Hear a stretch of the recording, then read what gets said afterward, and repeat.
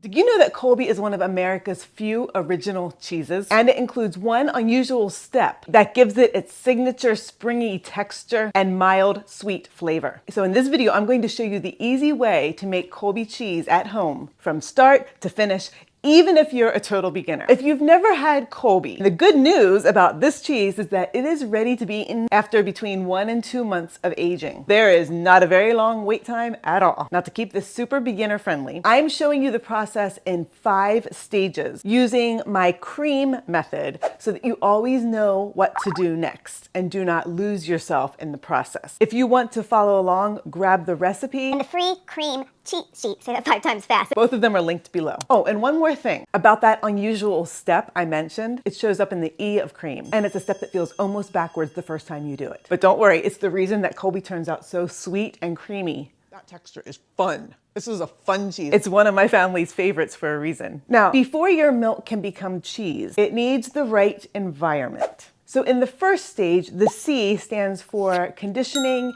and culturing the milk. This morning, my husband just brought in about 4.5+ gallons from the cows that we're milking, and I have some milk left over in the fridge from the past couple days that I'm also adding to the pot. We are calf sharing, so even though this is whole milk, the cows hold back some of their cream for the calves. So our milk is not full fat. So first up, you're gonna heat the milk to about 86 degrees Fahrenheit.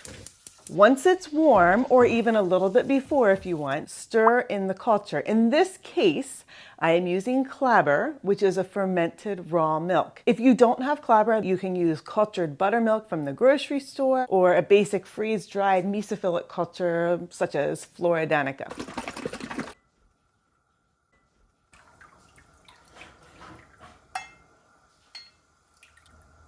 The next thing that you do when you're conditioning the milk is to add annatto, a plant-based additive that gives Colby its characteristic sunshiny, brilliant, happy hue. So to add the annatto, take a ½ teaspoon and dilute it with a little bit of water and just stir it into the milk. Now, if you are using pasteurized milk instead of fresh unprocessed milk like I am, that is totally fine, but you'll need to add calcium chloride for curd strength. And then after adding the culture, let the milk ripen for a full hour. However, if you're using unpasteurized milk, there is no need to let the milk ripen. Once the culture has been added and the milk has been conditioned, it is time to move to the second stage of the cream method, which is the R, and the R stands for rennet. Now, I am using fresh unprocessed milk, so it is 1/8 teaspoon of rennet per gallon. So in my case, I'm using a scant teaspoon just because I don't quite have a full 8 gallons of milk. If you're using store-bought pasteurized milk, it's going to be 1/4 teaspoon of rennet. Add the rennet to the milk and stir it gently for no more than 30 to 45 seconds. Then you let it rest undisturbed until you get a clean break, which is usually about 45 minutes or so. Now, if you've never had Colby, it was first developed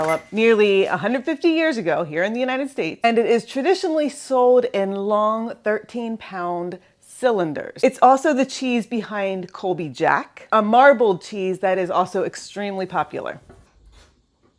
Once the curd splits cleanly, it's time to move to stage 3 of the cream method, which is expressing the moisture. Now, here is where things are going to slow down, because with Colby, this stage has 2 distinct parts, both of which are crucial for proper texture and flavor development. Part 1 is pretty normal, just cutting and cooking the curds. You cut the curds into, well, ½ inch cubes if you want to do it with a knife, or you can just, use your hands and break them up. The goal is to start breaking apart the curds so that the whey can start to escape. Once the curds are mostly cut, let them rest for a few minutes to kind of heal and firm up. I'm going to take off a little bit of this whey just because it's so full, and then stir them for 10 minutes just to get them acclimated to their environment. The curds are pretty much all evenly broken up and they're moving nicely in the whey. There's not big clumps of them. Every now and then I find a big curd, but they're not sticking together. Now we're going to move to heating the curds. Over the course of 30 to 40 minutes, we're going to raise them to 102 degrees. But first, let's take a look at the curds. They look very wet and jelly. If I squeeze one, it'll just mash. Like, it doesn't split apart, it's really just goopy inside. If I would drop one for the bounce test, as y'all just splatted. It did not bounce, it is really fragile. How do they taste? They feel wet the whole way through, there's no rind on them. and they taste like nothing. I guess kind of like milk. There's really no flavor, sweet and mild, nothing to it. Over the next little bit, we're going to be raising the temperature. I'm gonna set my timer for 30 minutes and I'm just gonna kind of monitor it as I go along. During this time, read a book, watch YouTube videos on how to make cheese, kick back and kind of relax. This is meditative time, hand in the cheese pot, stirring curds. I just cut the heat. Now I'm putting the lid back on to let the curds heal and settle to the bottom. Now that the 30 minutes is up, let's check these curds and let's see how they are behaving and looking. They are tiny. They still feel pretty wet and tender. They smell milky. I think there's a little bit more of a tang to them. If you tear it open, it's still wet on the inside a little bit. It still glistens there. And you can feel a little bit of tension as you break through the skin, and then there's moisture on the inside. These look a little bit more matte. They're not quite as glossy as they once were. And you can see that they're kind of sticking together. Let's do a splat test and see if this bounces. It bounced a little bit, yeah. You can see how that moved. Let's try squeeze test. I can feel it giving a little bit in my hand like it wants to split apart, but it's not oozing out. And you open up and there's indentations. And when you crumble this apart, it's not quite coming apart easily. I think these still need more cook time. You know what, I might just continue to stir them for another couple minutes. This is where you do the guessing game of like, should I go a little bit longer? I think I might.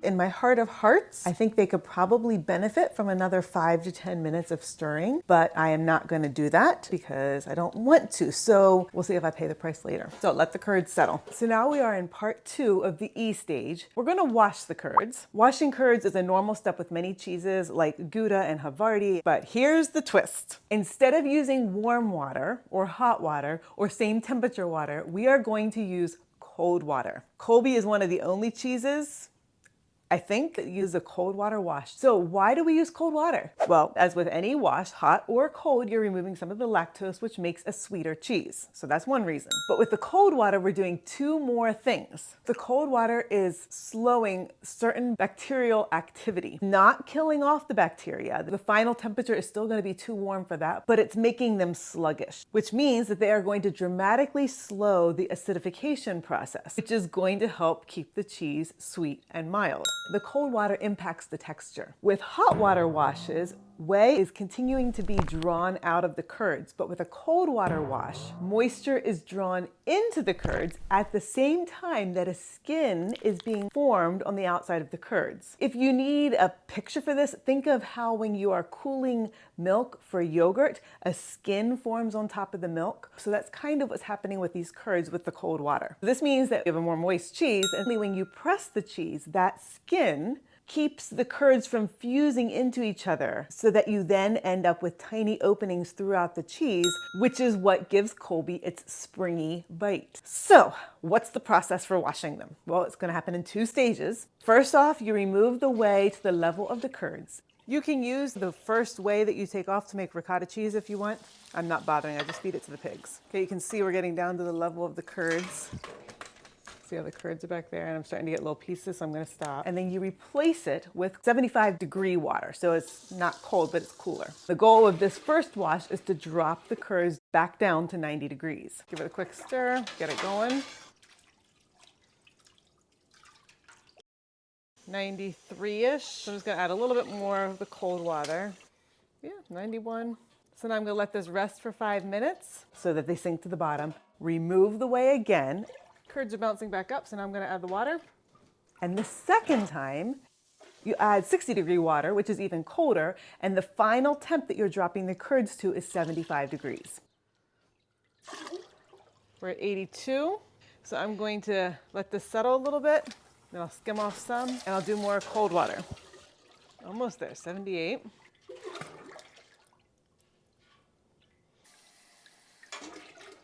And we're right at 75 degrees, yay! You might be wondering, why bother with the stages? Why not just dump a whole bunch of ice in with the curds? Chilling the curds too quickly can make them absorb too much water, which can then make them lose their shape and not press properly. So do it in stages, even though it feels a little bit weird. So how do the curds taste now? The whey is so much clearer. So much of the lactose has been taken out. You can almost see like powder going around in the whey. And the curds themselves look much more matte, much less shiny, and they taste like they have been washed in water. They are not acidic. There's pretty much no flavor. A little bit of a sweetness. They do not taste like yogurt. There's nothing developed about them. They taste bland and boring and very sweet and watery. Let's squeeze them. They do not have the definition anymore. Look at that. They are mushing together and not keeping that definition. They crumble apart super, super easy though. Let's bounce them and see what one does. Bounces even higher. They squeak, but they're not rubbery.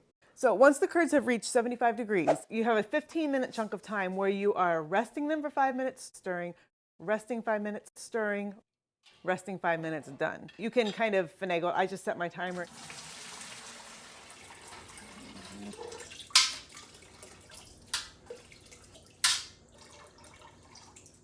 So you can see how the curds are very loose and free.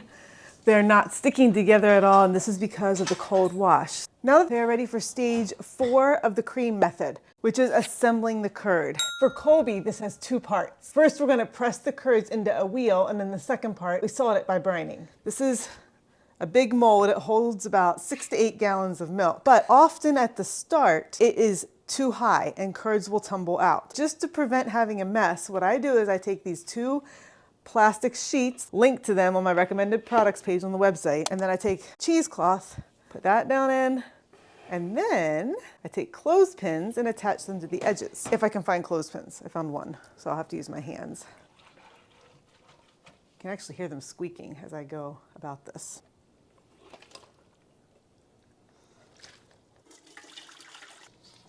It is up to here on one side. Fold this down in and then just press on it to get it down into the mold. Once the wheel is in the press, you're gonna press it for a total of about 8 to 12 hours.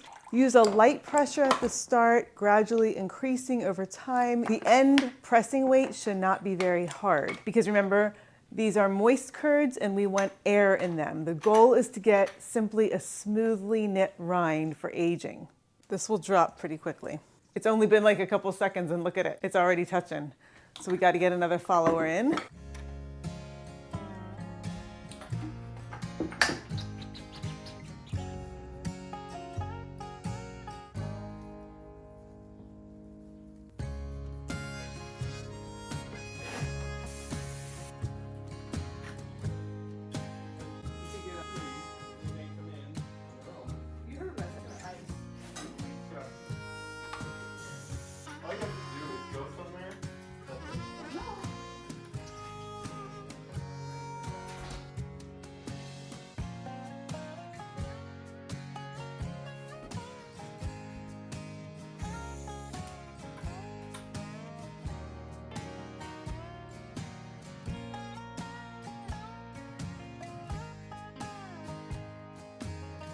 £6, 8.7 ounces.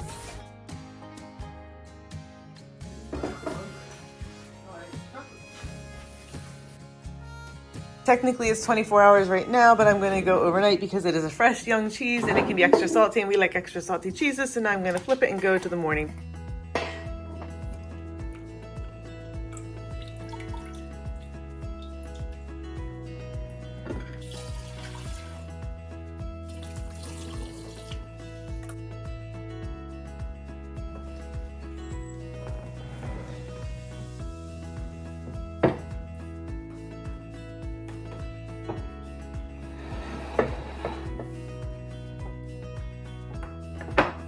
Once the Colby has been air dried, the rind should be completely smooth, no cracks. So the cheese feels dry. Listen, it's smooth. This feels like there is air in it. It actually, I don't know if you can see, it actually bows out a little bit and bumps just slightly. There's a little bit of a give. It is ready to be backpacked. So now we have arrived at the final stage of the cream method, the M, which stands for maturing. This is where the cheese develops a lot of its flavor. However, with Colby, this is a quick aging cheese, about 4 to 8 weeks. Now, one of the questions that I'm sure you will have is, can you go longer, 8 months or 2 years? Well, you can. It's just not going to be a Colby. At that point, it becomes something different, and there's actually a Colby that is aged longer, and it is called pin coning. Pin coning is a dry, sharp cheese with an open texture. If you want to have a fresh, young, sweet cheese that everybody's gonna love and it melts well, then just make a Colby. If you want to have something that's more complex and more nuanced, make a pinconing or name it something else. Do whatever you want. It's the same process, just at two different stages, you get two totally different products. It is a perfect example of the type of control that you have as a cheesemaker. So cool. Typically, Colby is aged in plastic. That is how they do it. I was considering waxing it because I love my waxed cheeses, but it's going to be eaten so soon that I don't know that I want to go to all that trouble of heating up wax. I like to double seal my bags just to make sure that no air escapes. Pop the cheese into the bag. This cheese is not fitting easily and I'm not gonna push it. If you have a cheese that is too big for your bag, it's a very simple solution. You just cut it. The fun part about this is that you can see what the inside is like. So many gorgeous holes. Oh, it is beautiful. That is what Colby looks like. Tons and tons of holes. Loving that. You can see how it's springy. Just smells sweet. See, then one half goes in easily, and then you just take the other half in and match it. You can get pretty darn close. This one almost fit. So, as close as possible, and then just seal it. Let's take it out to the cave. So for this cheese, you age it at about 50 degrees for 1 to 2 months and flip it every few days or every week or so, and then it's ready to eat. So this will not take very long at all.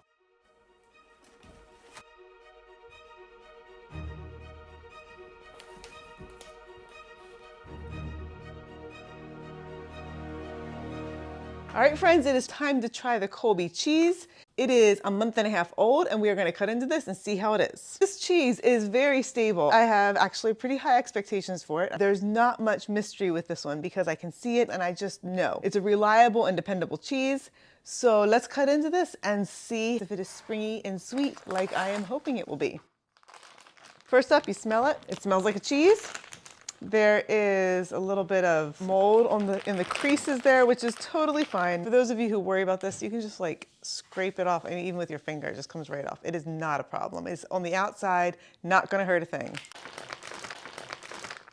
It is slightly damp. It's very smooth and glossy here because the bag was smooth, and on this side it's gritty, grainy because of the pattern. We already know what it looks like inside. And it's a soft cheese because you can see how it like mushed together pretty well.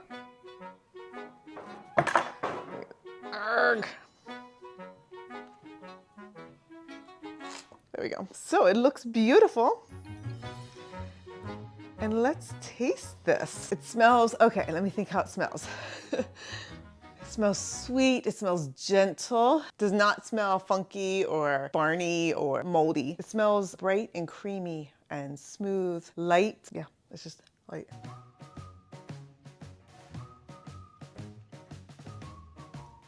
Oh, it's so good. Oh, the texture. Oh my gosh, it is so nice. It's not rubbery, but it is not like a creamy soft paste. It has like a bounce to it. Oh, it's good. That is satisfying. Just kidding. It's salty. It's sweet, it's buttery, it's mild. I'm using the same words I always use. I wanna say that it's rubbery, but it's not rubbery. It's springy. It has this pleasing, springy, like, ba-doom, ba-doom, ba-doom, ba-doom, like a little kid bouncing through the rain in rubber boots, like splashing through puddles. It's like, whoa, whoa, that type of thing. This would be so good on a charcuterie board, but like the cube cheeses, because it's so nice to bite into. I get a little bit of maybe a little bit of a graininess. Like a little texture like that, but it doesn't bother me because it's so delightful. That texture is fun. This is a fun cheese, like makes you like happy. We got to put this to the melt test, like I always do, just to see how it behaves. There's no right or wrong. You just want to know what's going to happen when it melts. I already know, but I'm doing it for your sake. That's what happens, my friends. It melts like a charm. When you eat it, and you chew on it, it crumbles up. Reminds me of Twizzlers, but not nearly as hard. I think if you continue to age this cheese, that crumbliness becomes more muted. So if you don't like that springiness, package it back up and age it. But I find it very delightful. It just goes down so easy. It's one of our favorites. So now if you are curious about making a washed curd cheese that uses hot water, and or you are interested in waxing a cheese like this to age, because this one will wax and age very well, but you want to see how to do it, then watch this video next because I teach both methods in that one. And that cheese is similar, but also very different from this one. So see you there. Happy milk slinging.